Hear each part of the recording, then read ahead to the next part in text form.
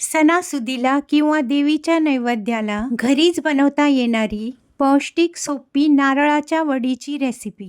नारळ वडीसाठी लागणारे साहित्य: 2 कप नारळ। इथे मी नारळाची काळी पाट काढून मिक्सरमधनं ग्राइंड करून घेतले आहे। 2 कप रवा, 200 ग्रॅम खवा, 1.5 कप साखर। साखर आवडीप्रमाणे घेता येते। शुद्ध तूप अर्धी वाटी, थोडेसे ड्रायफ्रूट, वेलची पावडर।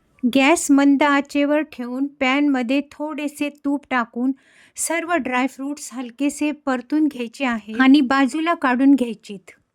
त्याच गरम पॅनमध्ये मंद आचेवर थोडे थोडे तूप टाकून रवा गुलाबीसर परतून घ्यायचा आहे।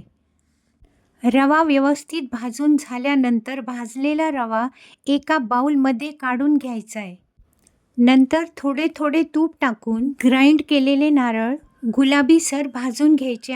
तुपात भाजलेले नारळ एका बाउलमध्ये काढून घ्यायचे आहे। खवा पण लो फ्लेमवर परतून घ्यायचा आहे, जळायला नको, कंटिन्यू फिरवत राहायचा आहे। आता आपल्याला साखरेचा पाक करायला घ्यायचा आहे।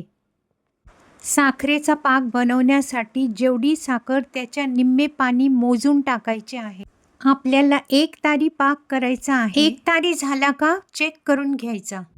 पाक उकळत असताना त्यामध्ये सर्व साहित्य मिक्स करून सारखे फिरवत राहायचे आहे। गठुळ्या होऊ द्यायच्या नाहीत। मिश्रण थोडे घट्ट होईपर्यंत शिजवत राहायचे आहे। नंतर त्यामध्ये ड्रायफ्रूट्स आणि वेलची पावडर टाकून पूर्ण मिक्स करायचे आहे।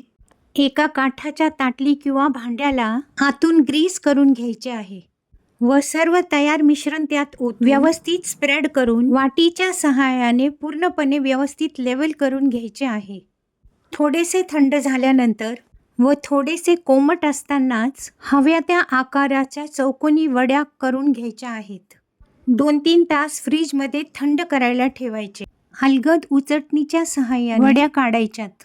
होममेड पौष्टिक नारळ वड्या रेडी। हेल्दी खा, आनंदी रहा। God bless all.